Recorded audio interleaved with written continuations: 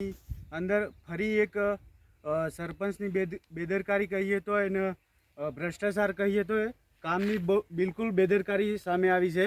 જે પારગી ફળાની અંદર અહીં એક પુલિયું મંજૂર થયેલું છે, 2 લાખનું મંજૂર છે, તેમાં બિલકુલ કામગીરી ખરાબ કરેલી છે। તમે જોઈ શકો છો અહીં બિલકુલ માટી નાખેલી છે, કોઈ કોર્પોરેટ કોઈ સિમેન્ટનો ઉપયોગ કરવામાં આવેલ નથી। અહીં બે ઇંચની જે કોર્પોરેટ ભરવામાં આવે છે, જે પુલને લેવલના એ બી કરવામાં આવી નથી। તો આ જે ગામ લોકો છે તે એ લોકોને આપણે એ લોકો જોડે માહિતી લઈએ કે કઈ રીતનું આ પુલિયું ને આ માટી જ ભરવામાં આવી છે કે કંઈ અંદર સિમેન્ટનું કોઈ લેવલિંગ કરવામાં આવી છે, તે આપણે ગામ લોકો જોડેથી માહિતી લઈએ।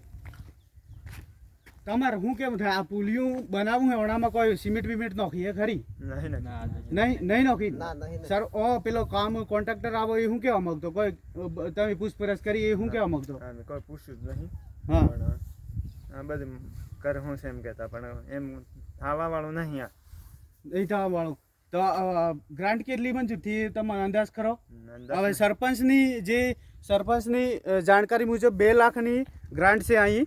તો અહીં તમે જોઈ શકો બિલકુલ માટી છે, આ શેક સુધી બિલકુલ માટી છે ને આ પથ્થર બી શેક ઉપરથી લેવામાં આવેલા છે, શેક ઉપરથી, ને જે લેવલિંગ એક ફૂટની એરિયાનું એ નથી। તો આપ સૌ જોઈ શકો છો બિલકુલ બેદરકારી છે ને અહીં આ જે પુલિયાની અંદર જે પુલિયા ભરવામાં આવે છે તેમાં પણ માટી બિલકુલ ભરવામાં આવી છે ને સિમેન્ટ તમે અહીં રેતીના ઢગલાને તમે કપસી જોઈ શકો છો।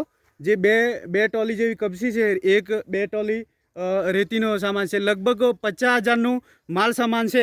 અહીં લગભગ 50,000 60,000ની અંદર આ પુલિયું પૂરું કરવામાં આવ્યું છે। તો તમે જોઈ શકો છો અમે આ સરપંચને ના પાડી છે કામ સ્થગિત રાખે, કામ વ્યવસ્થિત ના થાય તો અમે TDO સાહેબને પણ આ રૂબરૂ તપાસ માટે બોલાવીશું।